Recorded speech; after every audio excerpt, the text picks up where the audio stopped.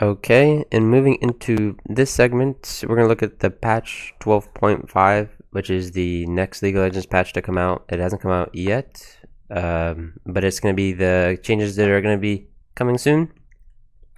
This was leaked, or I guess given to us by Riot Flocks, who often gives us early patch looks. So yeah, let's just take a look at its champion buffs. Samira is going to get a couple different things, a little bit of health, a little bit of armor. And her R cooldown is going to go down, which I think is fine. The champ is not that great right now. She's kind of whatever, honestly. She's kind of short range. If you're playing into a melee composition, it's pretty good actually, because you can stack your passive really quickly, which means you get access to your ultimate. And with that cooldown decreasing, it means you can use it more often, which is kind of crazy. Kennen getting additional damage on his fourth auto attack. I mean, I don't think this buff is actually that crazy to him. I guess it's a nice little helper. I don't know, because he's not playing lane for his W or anything, so it's just a nice addition, I suppose. Seraphine getting a lot of changes, it looks like, on her W. Mana cost down, cooldown down, shield is going down, it looks like. Okay. Allies are now granted the same shield value rather than 2/3 of Seraphine's value. Oh, okay. So it looks like she's evening it out to who she gives it out to, not just herself. As well as her heal is, the scalings are being changed. It looks like it's going to be a little bit more percentage-wise. And then finally on her E, getting a little bit of a cooldown early game.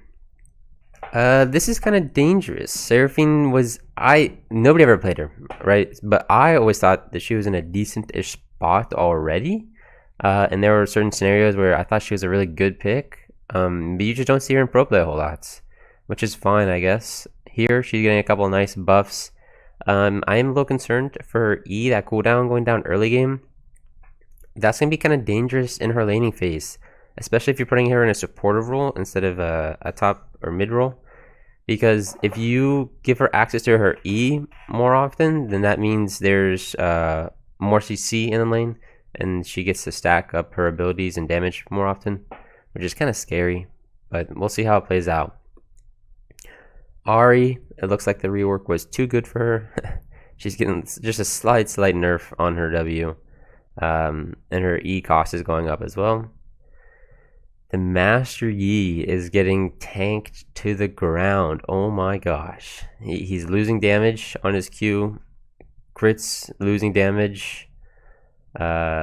His E, which is the true damage, looks like it's going down too.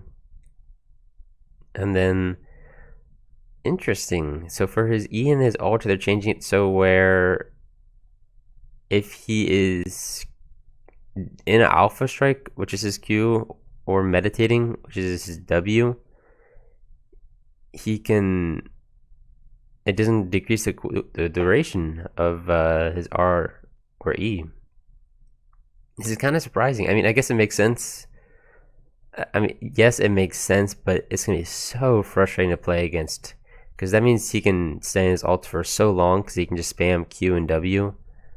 I don't know if I'm a huge fan about that. Gwen, looks like they want to take her a little bit out of the jungle, or at least decrease how strong she is in the jungle. Her passive monster max damage is going down just a little bit. And her E bonus attack range is decreased by 50%. That's a lot, because she really liked that bonus attack range. I think that's kind of what made her really strong. That's going to actually hurt a lot, I think. Xin Zhao, his E is going up just slightly, and his R duration is going down.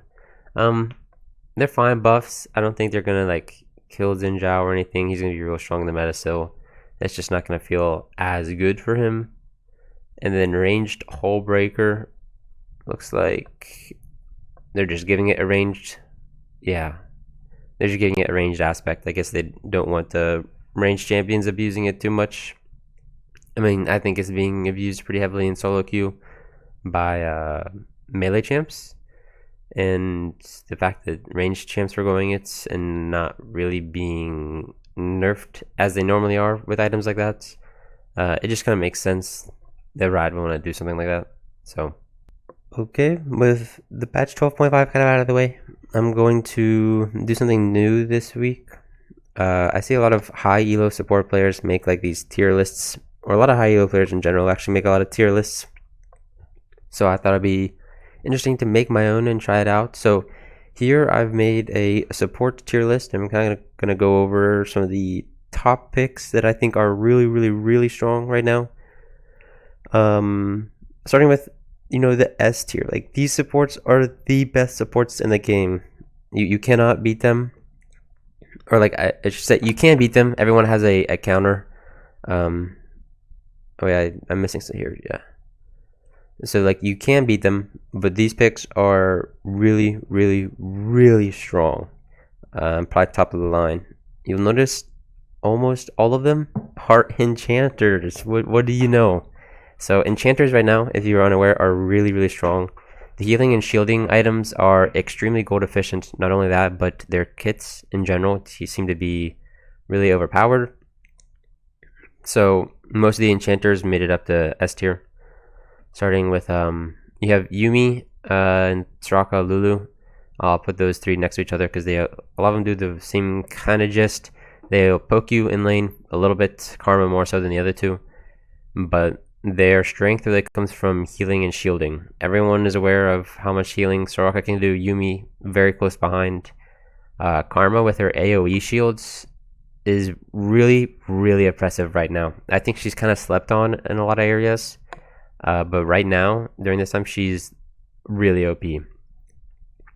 Lulu following close behind because Polymorph, you cannot beat that ability. I mean, if the enemy team has an assassin and you're trying to protect your AD, as soon as you see the assassin, you polymorph them. They're just kind of stuck waddling around there, and then you should be able to kill them.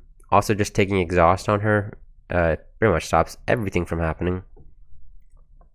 Next, I'll move Sona up. So Sona does the same kind of thing as these guys, except her only real weakness is she takes a long time to get to a good position in the game.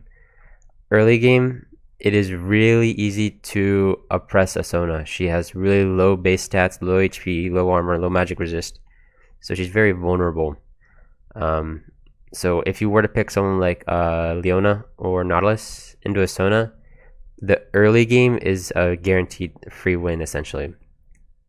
However, once she gets to her scaling point, and if her team has not fed a ton, then she is crazy. She gives movement speed, healing, shielding. She loves the Moonstone Renewer. It gives so much bonus healing to her. She's actually in a really good place right now. And this one, I said Karma was slept on. Sona is so slept on. But the only thing is that laning phase is really bad. Next, you have Lux and Morgana. While Lux does deal more damage than Morgana, they have the same kind of idea. You snare someone or you bind someone. They're stuck there for a while. You deal a ton of damage, and then you back out.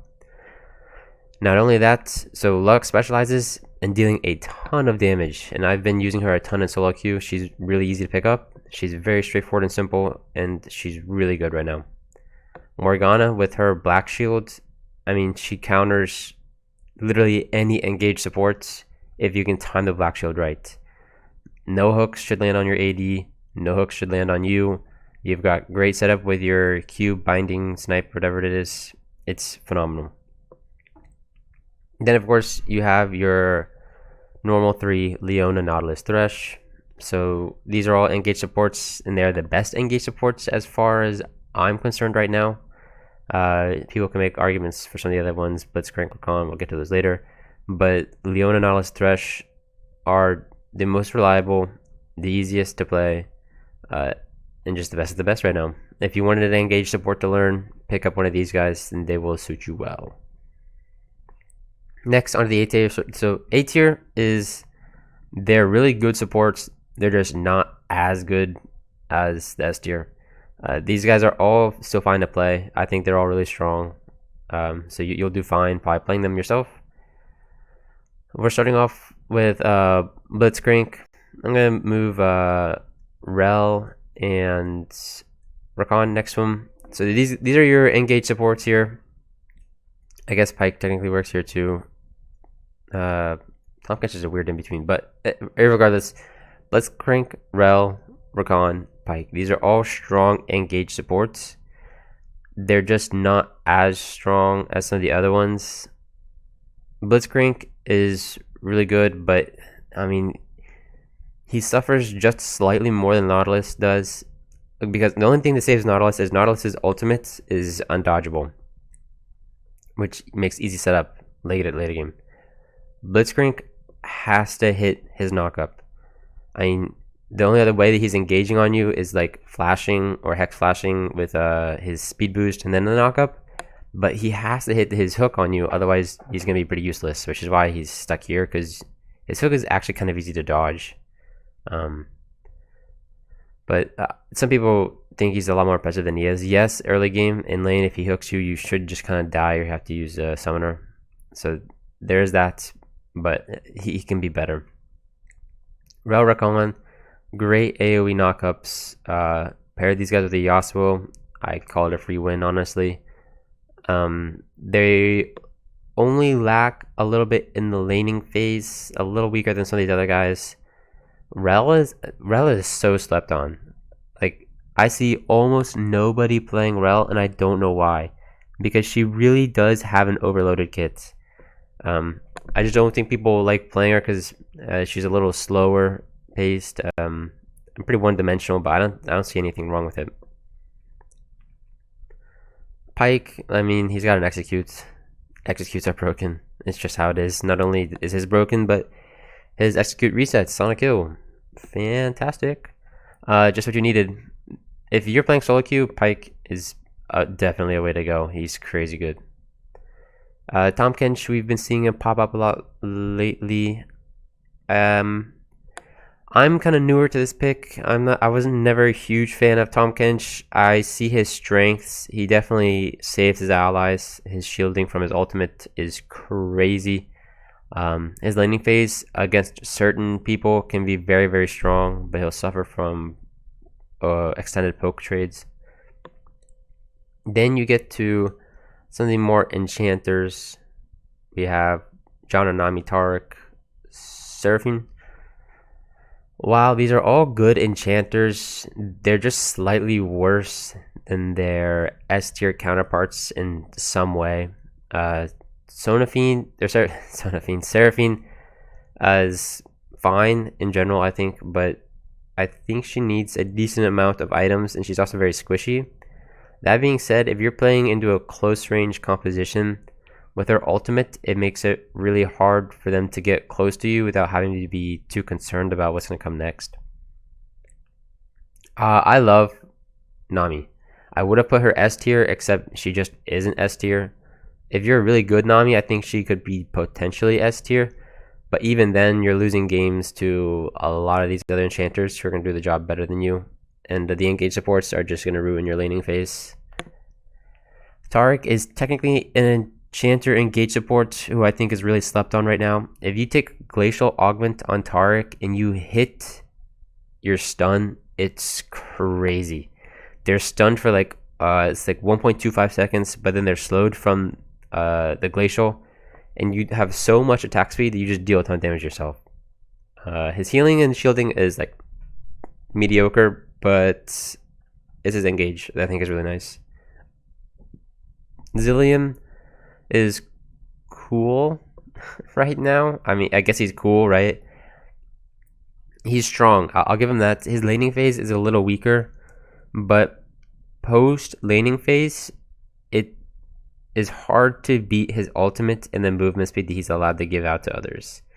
Not only that, but if he takes exhaust and against like an assassin or something, they're kind of useless, because if they get close to him, he exhausts and then he gives him the minus 99% move speed, so they're just kind of stuck there.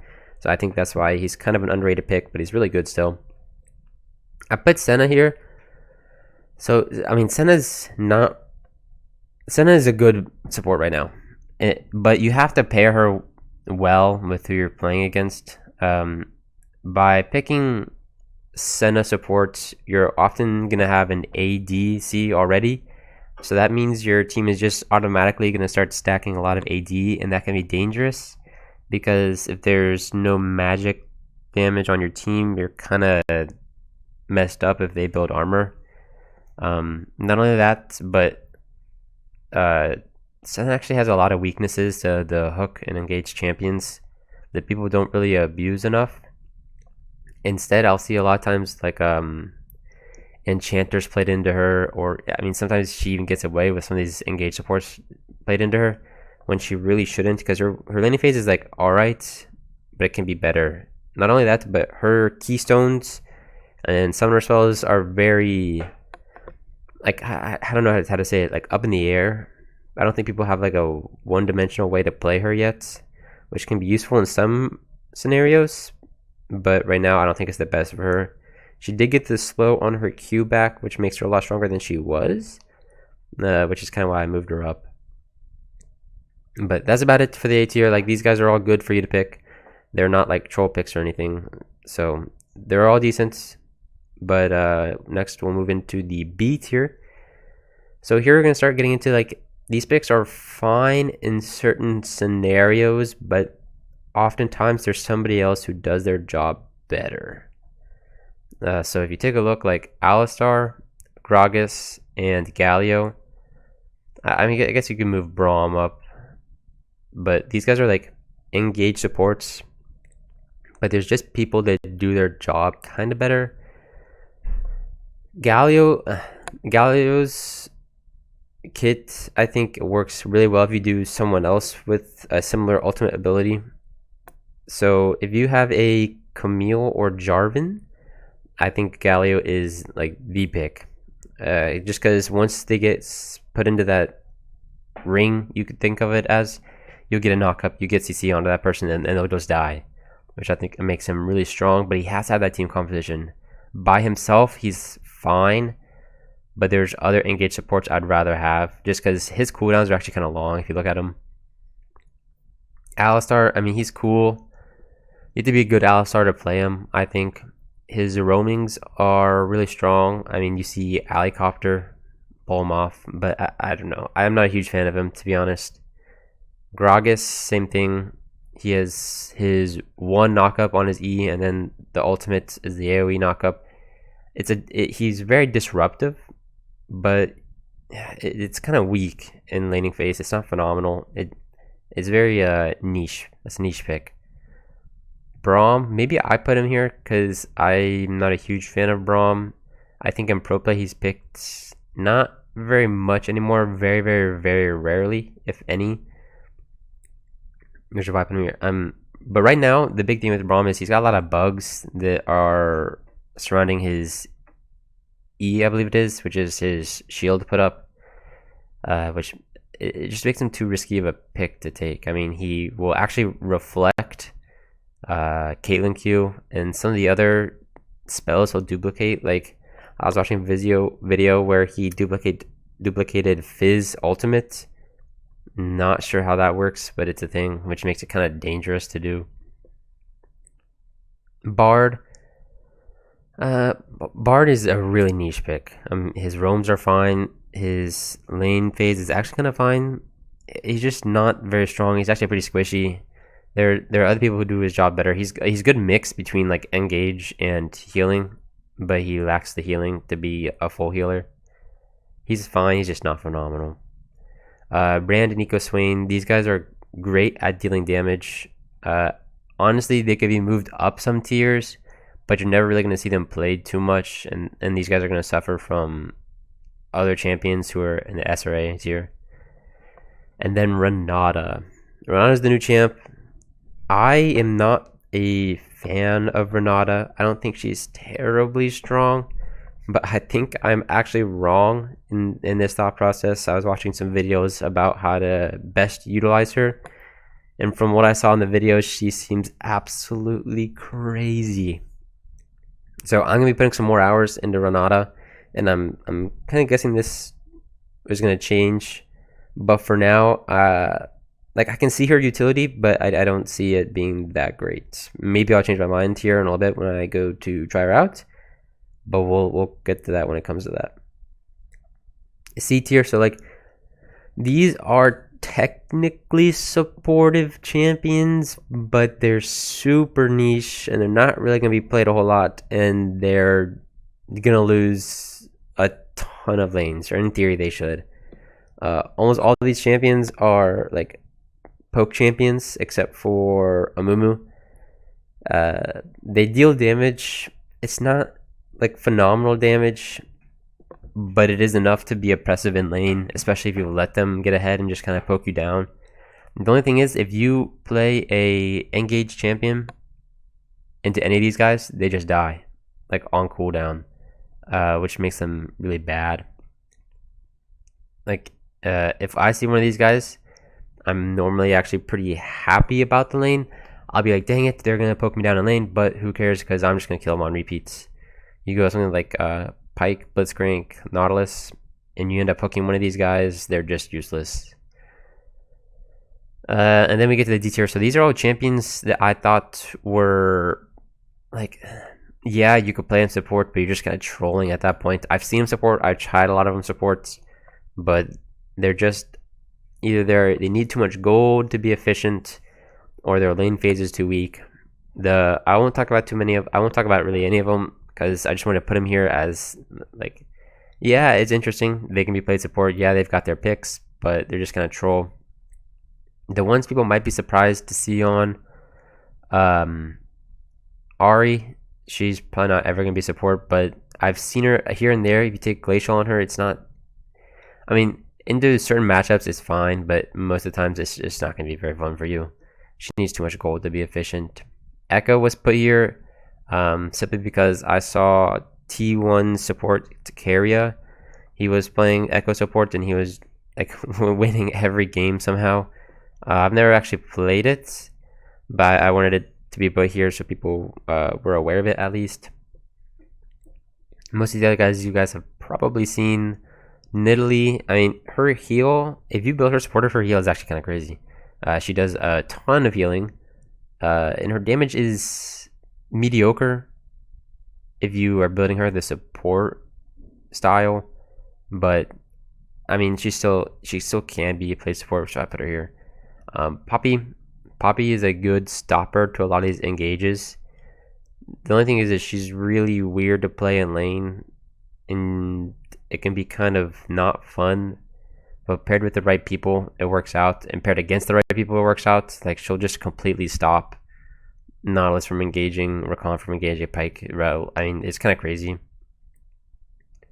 Pantheon is also a very niche pick. He was better a little while ago, but nowadays he's kind of fallen off. It's because he's kind of a one and done champion, similar to Ahri, where if he hits his ability, his W, we're like a stun, then it's great. He'll proc PTA instantaneously, pretty much, and the damage that he puts on you is gonna hurt a lot. But if he does get the W on you and then he gets his CC'd and he's just kind of stuck there, he's really out in the open and he's gonna sustain a lot of damage from you in theory. So it's not phenomenal. And then these other picks, they're engages, they're fine. Zac is actually one that I've heard is really, really good, but it's really niche to pick up. I can see why. I mean, his E is a great engage. Combo that with your Q. They're kind of stuck there for a while. Aftershock will make him tanky enough to work out.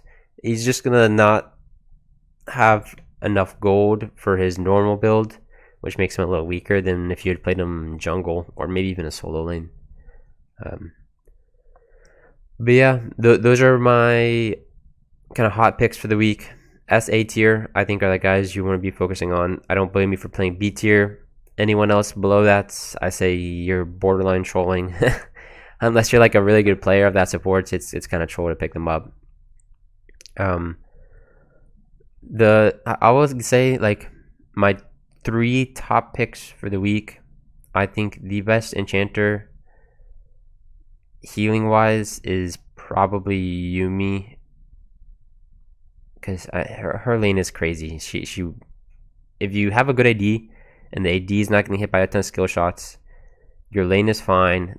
that means your game will be fine and you will provide a lot to your team, especially if someone on your team gets ahead. I am a absolute fan of Lux. She gives a shield, she does a ton of damage, and she has a lot of CC setup. I think she is a phenomenal pick right now. And after that, I mean, honestly, Leona, Nautilus, Thresh, they're all tied for the best engage right now. Thresh probably wins because he has not only the really reliable engage, but he also has his Lantern, which is a really broken ability when you think about it. It'll get your AD or any of your teammates out of a scenario really, really quickly. But yeah, so those are my top picks for the week. I would say try and abuse the S tier champions. They're abusable. A tier as well. But yeah, that's it for the tier list, and we're going to move on to our next segment.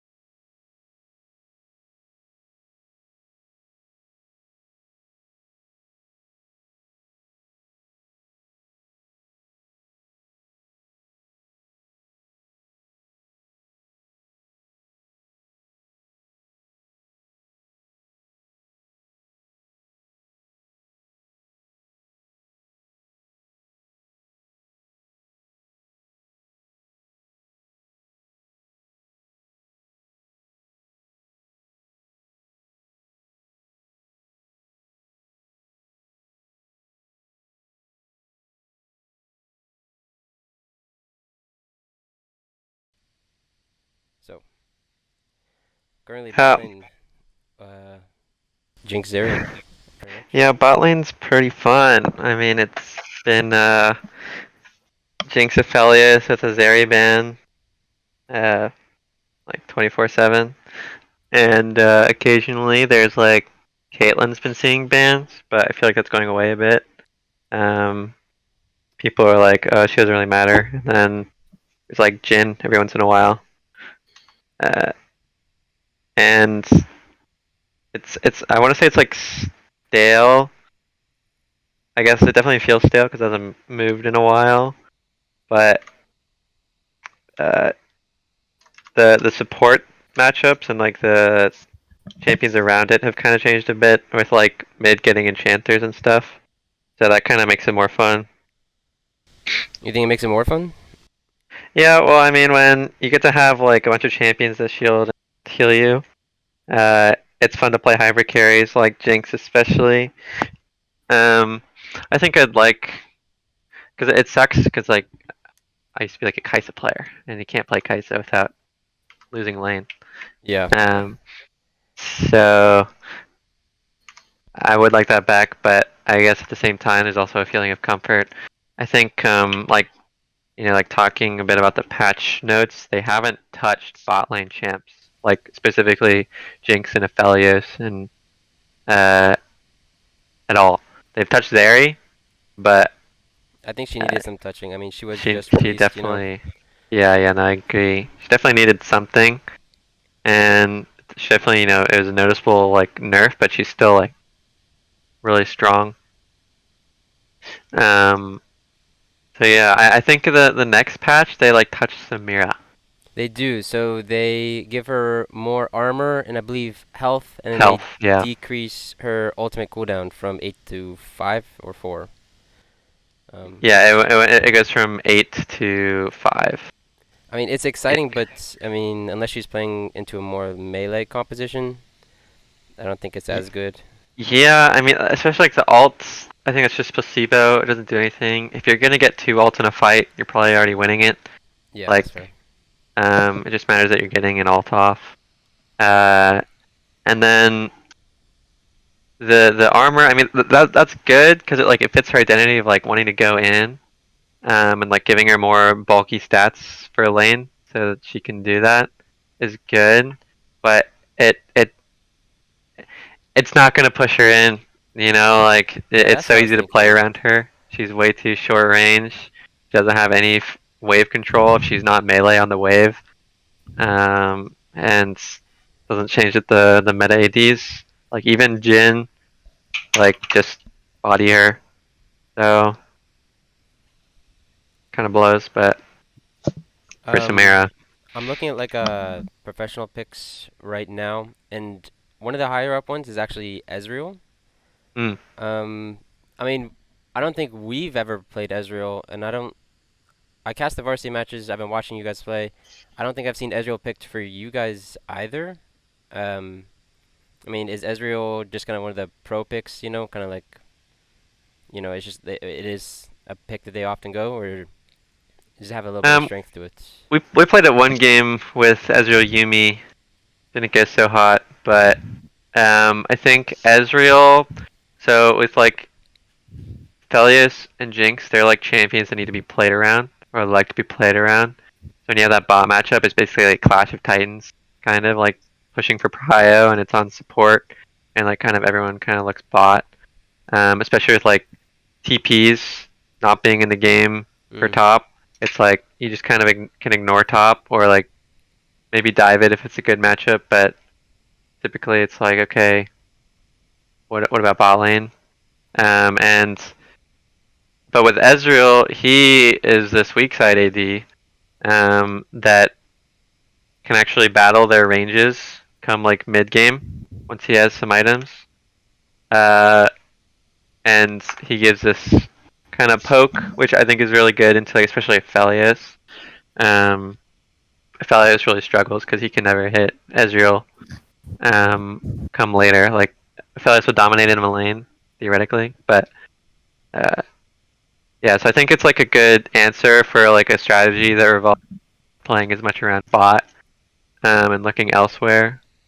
Um, yeah, and then that's where Ezreal really shines. I just think we haven't done that. We haven't explored that. Yeah, I mean it's kind of hard to pick him when you have like Jinx or Zeri available Yeah, to you. it's a lot harder I think to succeed with an Ezreal comp because like it's so easy to play the game with Jinx or Aphelios. You know, Yeah, it does you feel just easy. you just bring him wherever, and you'll just have pressure. But Ezreal, you have to make something happen on the other side of the map, and then like he doesn't do Jinx things. So, Yeah, that's true. Okay. but That I think he's strong. Yeah. Going into I suppose mid, but whenever you talk about mid, you kind of consider the mid jungle duo, or in theory you're supposed to.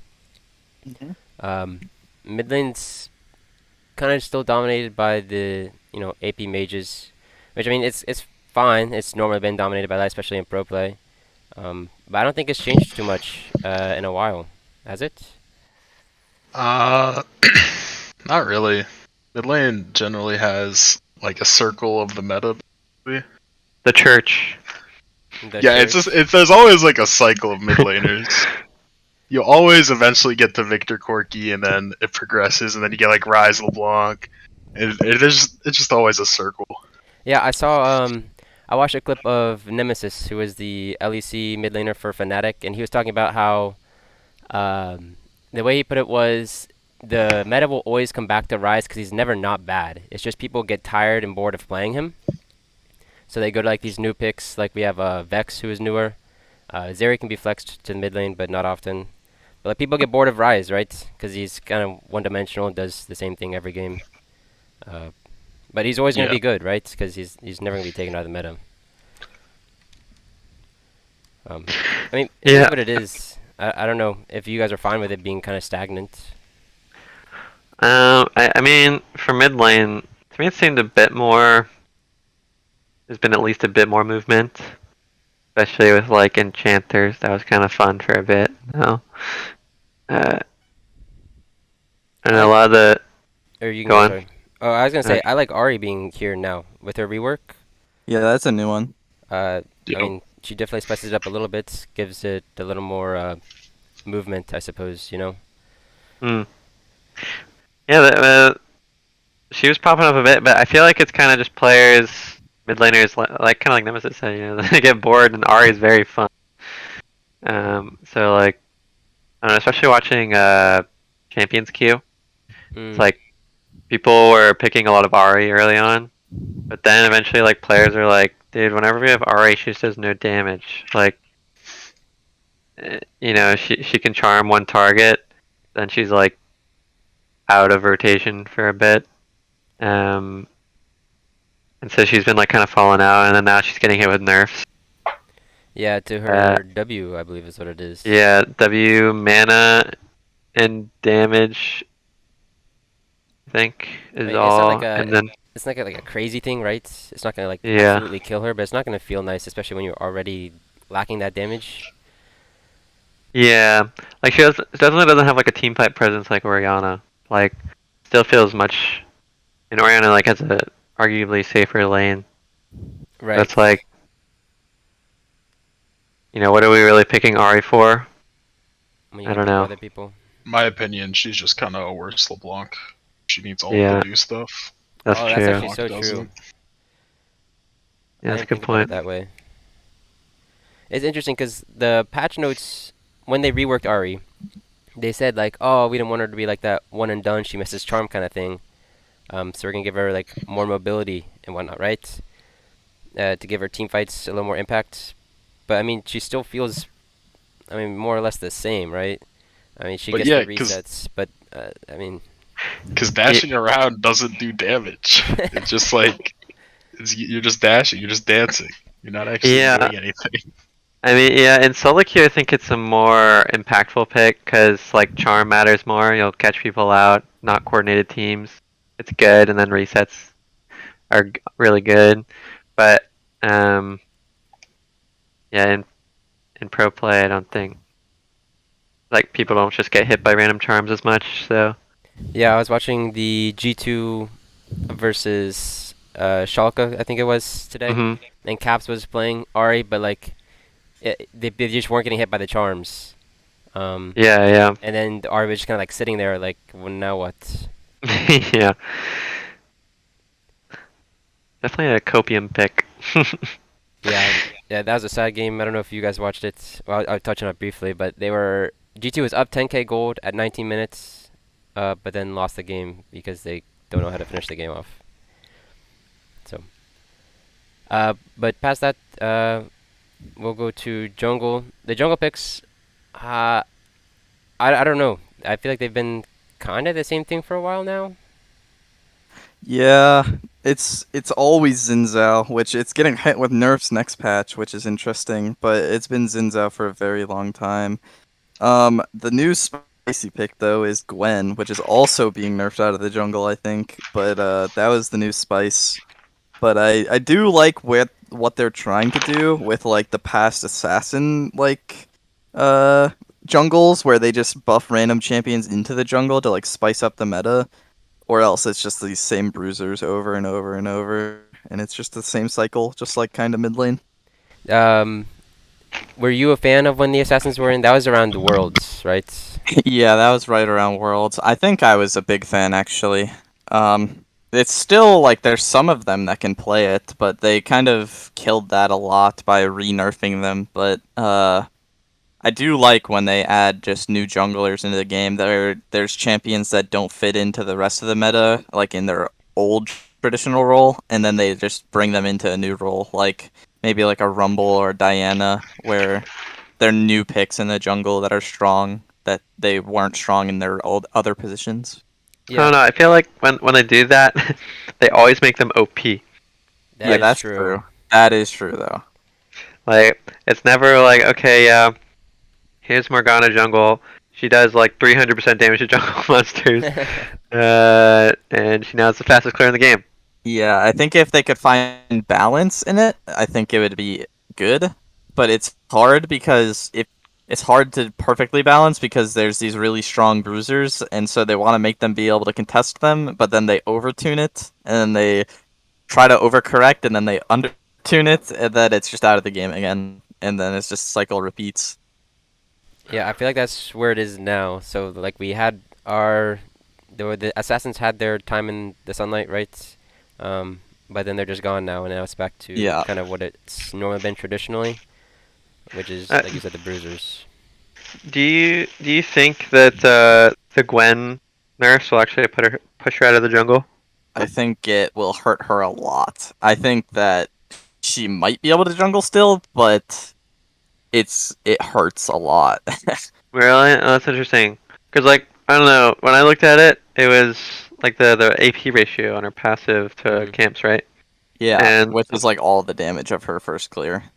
okay, I mean, okay, that makes sense. Well, if it's the ratio, Oh wait, is it the ratio? Yeah, it's the ratio. because if Oh, it's the maybe it's ratio, you fine have then. like 0 AP. Yeah, Yeah, maybe I it's went fine. it went from like Hmm. 0.2 to like 0.15 or something. Maybe it's fine then. I mean, she doesn't really have a problem clearing after first clear. So maybe it won't push her out Well, of the jungle. that's what they're targeting. It's after first It clear. is passive monster max damage from 10 plus 2.5 AP to 10 plus 0.15 AP, and then her E bonus attack range is going from 100 to 50. Yeah, those are actually kind of irrelevant. Maybe it'll be fine. I hope it's fine, and then I can keep playing it. But what I would like to see in the jungle, which has not been meta for a very, very long time, is tanks. Tanks have not been in the meta for You want tanks so back in the long. jungle? Yes, I I I want think tank Sejuani's junglers Zac. are hype. Like Yes. tank Gragas, tank Zac, tank Sejuani, like they need a place in the meta. At least like to contest the bruisers in some way. I feel like if they found a way to make it so bruisers and tanks were both in the meta at the same time, that'd be the most fun version of jungle. I am a big fan of Sejuani jungle, but yeah, at least right now, I don't think she feels too good unless you have like a ton of melee champs. But even then, it's like not great. Yeah. And then you mentioned the Xin nerfs earlier. We talked about the Gwen nerfs not being maybe as impactful. Do you think the Xin nerfs are really gonna be that bad? No, I think he'll still be the same champ. I think that obviously it'll make him weaker, but it's not by much, and he's so strong right now that he'll still stay in the meta. I was seeing a lot of people complaining about it online. So they're changing his alteration from 5 to 4. And people were saying that Tryndamere should also get the same treatment. That his ult should be 5 to 4, or maybe that the ult should scale. Uh, Mm. would you Hmm. agree? You know, because if Xin Zhao can't have the 5 seconds, then why should Tryndamere, you know? I should Gwen. She's 5 seconds under W. Oh, is it also 5 Yeah. seconds? Yeah. I mean, I don't know. I think that Tryndamere is pretty counterable in his ult. Like it's way is true. more like Yeah. Fill up you my could at tower. least I mean, I don't know. Tryndamere's champion is so much weaker than Xin Zhao right now, in my opinion. Which, like, at least competitively, he's way weaker. And so, I mean, solo queue, yeah, he's a menace, Oh, and yeah. it would be a good nerf. But like competitively, I don't know. I think that'd be completely pushing him out of competitive. Like he has this niche where he's like a counter pick to Gwen or like a counter pick to like Camille, and like he sometimes finds his niche into the pro play. But I think if they nerfed him at all, he'd be completely gone. Yeah, I mean, I really like the. I think the 4 seconds is really big. As someone who plays outside of that range, Yeah. Yeah. I mean, it obviously like- would matter, yeah. I like that. I like that direction. I think because for Xin Zhao, he has like this really strong early game, and then he has this really good team fight presence too because of his ultimate. So it's fine, like keeping that really strong early game and like his fighter playstyle, but making it so he can't also just be a really good team fighter. I think is a good balance. I mean, I'm thinking to like his ults. The identity of it doesn't change. I mean, you still get the isolation on your targets. You push everyone else out. I mean, you just have a slightly short amount of time to Yeah, do your and work. and that window is really important. I think for punishing like if Xin Zhao is overstaying or he can't do that much more. And it's more important on the timing. I mean, yeah, it is like 1 second is pretty for immunity. It's pretty good. Yeah. Normally I'll go into top lane, but we don't have our top laner with us. I mean, we can still talk about it a little bit, but it's just kind of a little bit different. We've been playing, what, Set and Shen, and that's about it. uh, yeah, we played some Mundo. Oh, yeah, we did Muno tonight, and we had the Crocodile with us last time, too. Yep. Yeah, I think Renekton still don't like it. I mean, it's like I get it. It's like a feel-good champion for top laners, and like having a 1.5 second stun is good, but it's like sometimes that champion feels like, okay, we picked a strong laner with like, and then he turns into a 1.5 second stun later. Yeah, I mean, his identity late game becomes, that singular ability on the carry, whoever you need Yeah. to kill, and then that's about it. Well, I think Gragas top is like a big pick that's kind of emerged and really shut down Renekton. Because if you try and early pick Renekton, they just pick Gragas, and that feels really good for Gragas. Like, I mean, you can kill Gragas a few times, but he just counters Renekton so hard later, where you just can't dive onto Gragas' team. If Gragas is just standing there. So I think that's one thing that kind of makes Renekton feel bad, and then just other champions. I think Gragas is a pretty good overall champion, but like what we've done is we picked Mundo into it, and then it's just winning every time. I don't know. Top lane metas, I'm not too familiar with, but like those kind of interactions, and then just like Ornn is still good because stuff like that. Yeah. I think that one thing that needs to be talked about is like Gwen Flex. I think Gwen Flex in the game between top and jungle is one of the strongest things you can start your draft with if you can get it. Well, okay, here's the thing that I don't know what counters Gwen top. That's a the good thing. point. It's very, very little. Like, and then if you do draft like one of the counters, it's like very punishing if it's not like Gwen top. Is why it's such a strong flex. Because like it's like Fiora or like Trendamere counter Gwen. So like you have to opt into like this really aggressive, like it needs to be a good matchup or you'll get punished. And then if it's not Gwen top, then you get punished. So it feels really hard to like secure that it's Gwen top. Before she never played jungle, so if someone locked Gwen, you could just lock the counter and feel safe. But now it's like you're in this weird position. I think like at least looking at like u.gg or other stat sites, her counters are champions that you would never like play in a competitive setting. Like it says like Teemo, Kayle, Quinn, Singed, Vayne. Like these guys aren't really gonna get their time in the sun for a competitive setting. Mm-hmm. I mean maybe she is just broken and well she is obviously, but Yeah. maybe she's just that much more broken. Yep. And I suppose Karthus flex too. Technically, it's like a three-way flex mid bot jungle. I've been seeing it a lot in Champions queue because you mentioned it earlier. Yeah. It made me think of it. Yeah, that's a good point. I like that it's arriving as like other picks in a Jinx Aphelios. I think I really like. I don't think it does so well mids. Like most of the time, I think it's harder to succeed mid. But I mean, just the fact that it can flex makes it strong enough. Yeah, I think it's a really strong weak side pick, like ADC wise. Like Yeah. the fact that it can just die and then still get the whole wave seems pretty strong. Yeah, it's hard to like.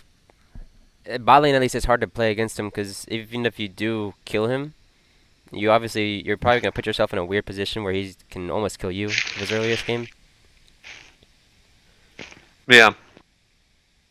A lot of early bot lanes don't have enough HP to. I mean, if Carlos is hitting his cues, Right, the isolated he'll just cues. he'll just win. And last, on Champions Queue, I've been seeing, is it C9 Malice terrorizing the Rift on Udyr? Yeah, yeah.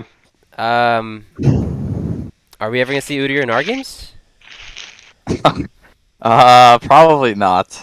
I have not practiced that like ever. So I mean, I could pick it up, but I doubt that we will see that unless it's against us. We have Jake Rossi to call back. I mean, Yeah. I think Udyr's such a, I don't know. He's a weird champion. I mean, obviously he's doing well if he's winning in like Champions Queue, right? So it means he must be strong. Yeah. Do you know what spot he's getting picked? Is he just getting blinded? I do not know what spot he's getting No, picked. there's no way he's blinding it. There's no shot. There's so I mean, much punish it's too. gotta do well to Zinzao. Yeah, it does. It does get into some things, but you can't blind it. There's too many things that just completely shut it down. That's unfortunate. I mean, he kind of, well, I don't know. He's like one-dimensional, right? He just kind of runs around and does a lot of damage. Yeah, But he's a stat stick. yeah, that is Yep. true. And if he gets away with the early game, then he just kind of can carry that like lead Yep. pretty hard. I suppose lastly we'll talk about. Have you guys just a little bit? Have you guys been following like the LS stuff or whatever? Yep. Yep. Yeah. So for people who don't know, like LS was a, well, I guess, yeah, I don't know how to describe him. He plays the game sometimes, right? Yeah, he was an analyst and like mainly a streamer for like Korean streams. I mean, he was for a U.S. streaming or English streaming audience, but he played in Korea, and he is known to like be an advisor for like teams. He did like scrims with T1 and stuff, and yeah, I mean, he's got a lot of good thought processes, and I guess that's what C9 liked about him originally, right? So C9 here in the NA scene, they picked him up as their main coach, although he was relieved of his position last week. The full reasons haven't come out behind it, but NA fans are upset because LS changed the meta for a little bit at least. Like sure. he has a very unique way of looking at the game and what he thinks is right and wrong. And he was able to bring some of his thought processes into the pro scene, which kind of spiced things up. Yeah, he always had polarizing takes on like metas and very hot ones at that too. And he's very vocal. And he had like, if you look at like items from before rework, he his like big thing was like Leandri's and Morello's. And that like Leandri's was broken and no one was building it, and that Morello's was bad. Yeah, I remember that. And he did like he basically changed like people's thought process on that once they thought about it. And like that was one example that you can definitely say he was right. But he has a lot of other like kind of theories about draft and how to play the game over the years that people have clashed on, in the community and pro play has debated. And so it was always like, okay, prove it. And then he gets picked up by C9 as their head coach with the idea that, okay, I'm going to prove it to you. And in their first week, he plays the LS strategies that people have kind of memed as the church to come to NA because of his like cult following. I was Not a church really, member but for a while. I yeah, played the yeah, mid yeah. to like plat 2 with Sona. Yeah, exactly. And so and he was 2-0 on it. He took down like the best, or one of the considered the best team at the time was EG, and then the next week they were still successful. I mean, they lost to TL, which is now like the best team in the league, but are considered the best team in the league, and then he got let go. Yeah, I mean, I was sad to see him go because I enjoyed his new takes on the meta. I thought his games, like whether you like him or not, watching his games, it was just It was interesting. so entertaining. Yeah, it was. They were so exciting. Yeah, it's just like, what's he gonna draft this time? I can't wait. Everyone looked forward to the C9 games every week, and now it's gone. No, it's gone, dude. And like, I mean, they released a video. C9 did, and they were like, conflicting like coach ideas. And they're like, we talked to him about it, and it was clear that he wasn't like malleable in like certain area of discussion, and so they let him go. And I don't know. I still don't know how to think about it. I want more information to come out. Because like to me, it was only 2 weeks, and I know most of the stuff we don't see. Like, I think it's not fair to say, well, they were 3-1 because they play like 10 or 20 times the amount of games behind the scenes that no access to. But it couldn't have been going that bad. Like, I don't know. Like, in just 2 weeks, is it really enough to say like, okay, this guy's just gonna work out? Like, he must have had some impact somehow. I don't know. What I don't understand is they should have known what they were getting into, right? Exactly. Like LS was pretty prominent. Yeah, he's very Like they should have transparent. expected what they should have seen what they were paying for essentially, and then they backed out of it. That's a yeah, good that's the point. thing. Like, how could you not know what his personality is gonna be like? I've Yeah. like you watch any of his streams, you know exactly how he talks. Yeah. He's just very blunt. Like this is how it is. I mean, it seemed like the players got along well with him. I mean, I know the Koreans liked him, Yeah, and I like know Fudge really liked yeah, he him. coached him. They're close, and I know that Blabber was warming up to him. So I don't know. I It's Yeah. just kind of don't up know. in the air what happened. They also brought him in under the premise of here's the keys to the kingdom, do what you Yeah. want.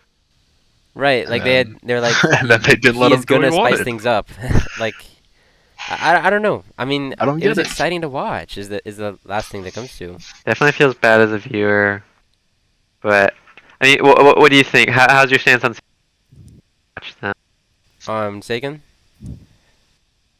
What's your like stance on C9 now, like with no LS? Like, I it definitely isn't mean, as exciting to watch. I think. right, Oh, yeah, like they're- I tuned into C9 when Ellis was there, but now I just kind of disregard it. Yep.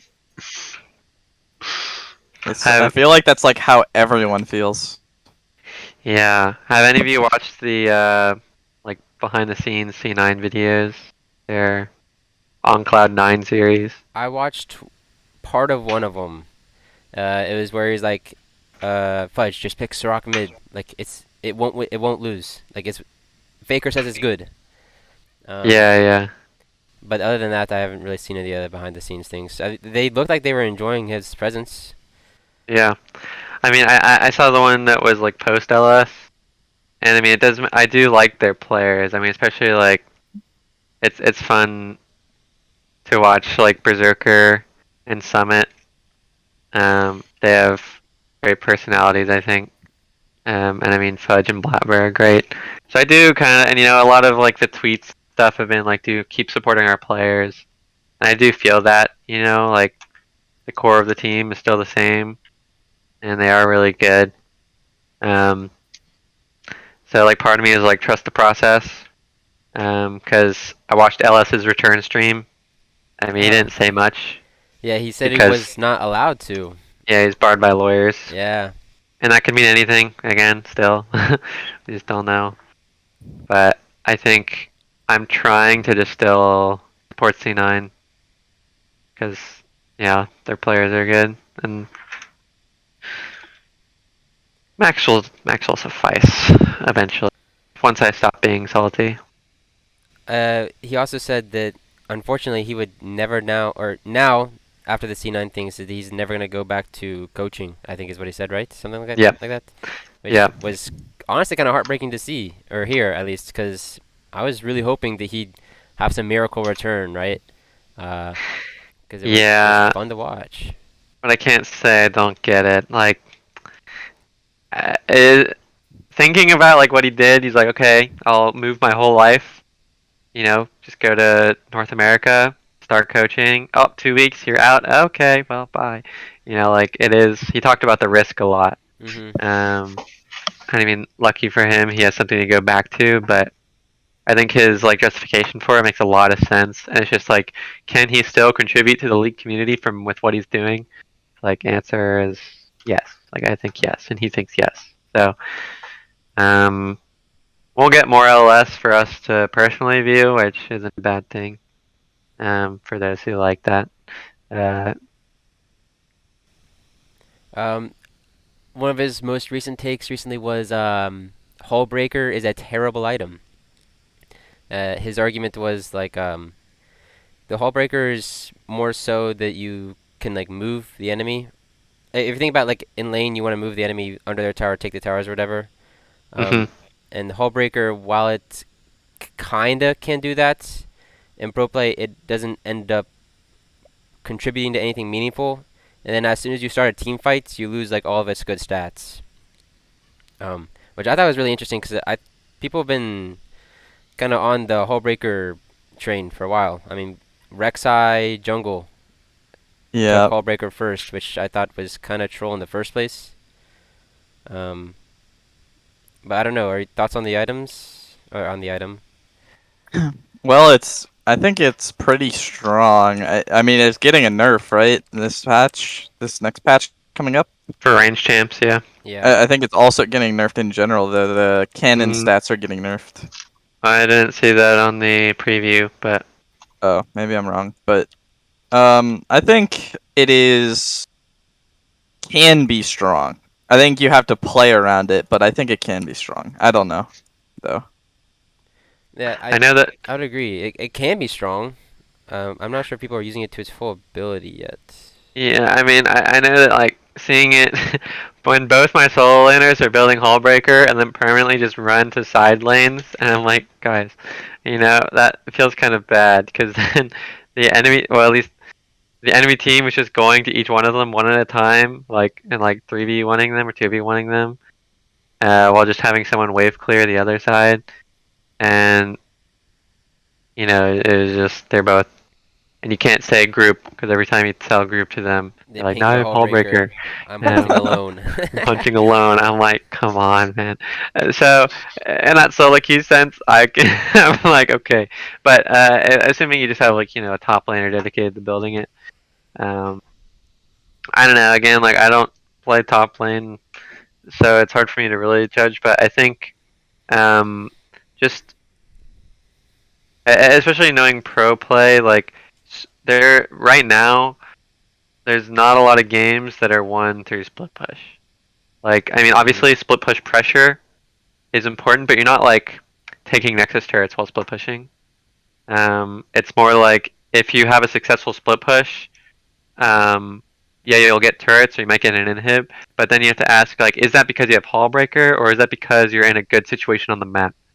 And I think, I mean, there's an argument to that because maybe you have to be able to beat your opponent. Maybe Hullbreaker is better, but I don't know. Because again, I see Camille. He just builds Divine Sunder and just beats a Hullbreaker champion. I mean, yeah, Divine Sunder and Camille, they just kind of Yeah. that's a Yeah, perfect duo. I think that Hullbreaker has its position, but I think it's also being overplayed. I think Yeah. that people are on the hype train, and it's being played in every situation ever, and it shouldn't be. But I think it definitely has its place where it can be good. Well, especially with recently all the like top lane bruiser items were changed, where I think they all lost health and gained damage, like most of them, and Mm-hmm. I think that made people revisit like their item path and stopping on Hallbreaker. Like, oh, this item feels really good because you get the health and resistances plus damage, which is basically like what the mythic items kind of gave you, but without the health or resistances. So I think it definitely felt good after those changes. Um, yeah, I would agree. I don't think it can be like just build all the time. And I think Ellis's point about pro play, where like the team fighting and things like is mattering more right now. That makes sense. But you know, more testing required. I suppose maybe our possible last topic for tonight.